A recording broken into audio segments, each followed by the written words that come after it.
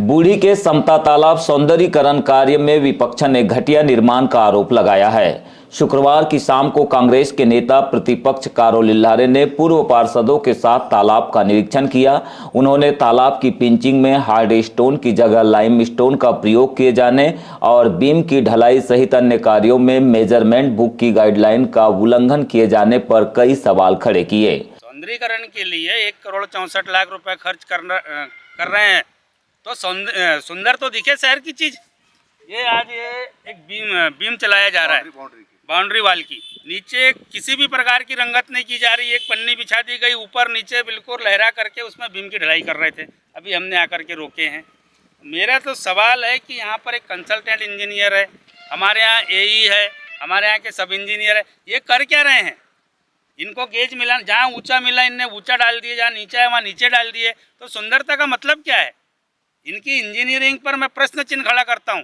यदि 4-4, 5-5 इंजीनियर की देखरेख में अगर इतना सुंदर काम हो रहा है तो फिर हमको ऐसे इंजीनियरों की आवश्यकता नहीं है। हमारे शहर के प्रबुद्ध नागरिक लोग अगर इसकी मॉनिटरिंग कर ले तो इससे अच्छा तालाब बन जाएगा।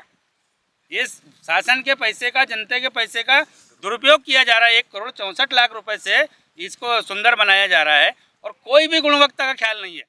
आपको बता दें कि जबलपुर की आरबी स्तूप कंपनी की कंसल्टेंसी में स्थानीय ठेकेदार आनंद दुबे के द्वारा इस कार्य को किया जा रहा है।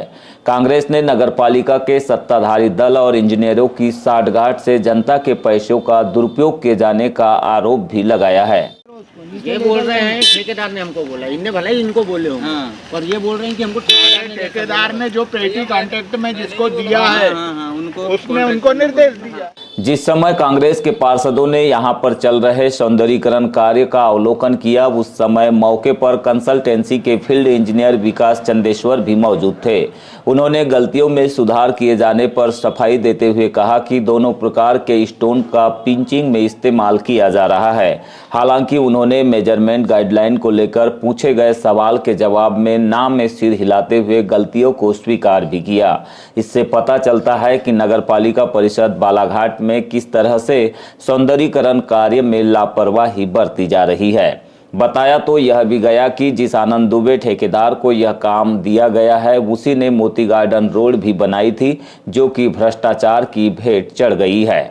स्पेसिफिकेशन नहीं है ना। अच्छा, कि ये मतलब कि कोई खास जगह हो, उस शेप का पत्थर नहीं मिल रहा है, बोल रहा है कॉन्ट्रैक्टर। अच्छा, जो आपका एस्टीमेट है, नहीं आपकी एमपी गाइडलाइन क्या कह रही है? होना चाहिए ये इसकी गुणवत्ता खास नहीं दी गई है ना, बस वेट दिया हुआ है। कितने वेट का एक पत्थर होना चाहिए? मतलब 35-40 kg एक पत्थर होना चाहिए। और यहाँ पर तो पत्थर बहुत छोटे छोटे जी, उसको रिप्लेस करने बता दिए ना कॉन्ट्रैक्टर को। जम गए, आप क्या रिप्लेस होंगे? बिना रंगत के बीम जो डलाई हो रही है वो रिपेयरिंग में है, मतलब उसको रिपेयर करने बता दिए कॉन्ट्रैक्टर को। तो अभी स्टार्ट हुआ है तो उसमें क्या रिपेयरिंग हो? कोई भी काम कंप्लीट।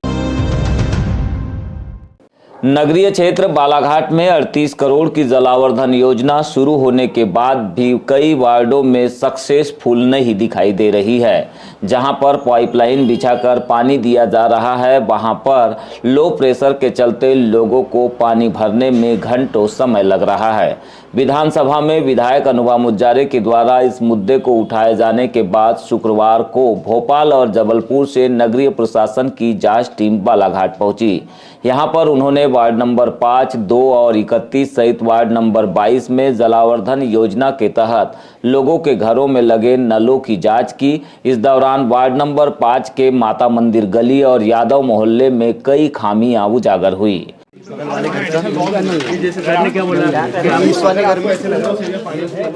पानी कैसा आ रहा है पूछे तो पानी एकदम स्लो आ रहा है एकदम, और पानी भरने में बहुत दिक्कत जा रहा है और 2 घंटा लग जाता है कम से कम पानी भरने में। क्या इसी तरह का प्रेशर रहता है यहाँ पर? हाँ, ऐसा तो रहता है। क्या दिक्कत जाती है फिर आप लोगों को? पानी का तो बहुत ही समस्या है जी, हेडपंप से लाना पड़ता है। जांच दल में शामिल कार्यपालन यंत्री उपदेश शर्मा, जबलपुर संभागीय कार्यालय के कार्यपालन यंत्री सुरेश डहरिया और सहायक यंत्री विजय बेले ने देखा कि वार्डों में कई जगहों पर लो प्रेशर की समस्या बनी हुई है। खासकर ऐसे इलाके जहां पर पानी की टंकी का निर्माण हुआ है, उन्हीं इलाकों में लोगों को ठीक से पानी नहीं मिल रहा है, जिसे लेकर उन्होंने मौके पर ही नगरपालिका कर्मचारियों को इस समस्या को नोट करते हुए ठेकेदार से सुधार कार्य कार्य कराने के लिए आदेशित किया। हालांकि जांच दल के अधिकारियों ने मीडिया से चर्चा नहीं की।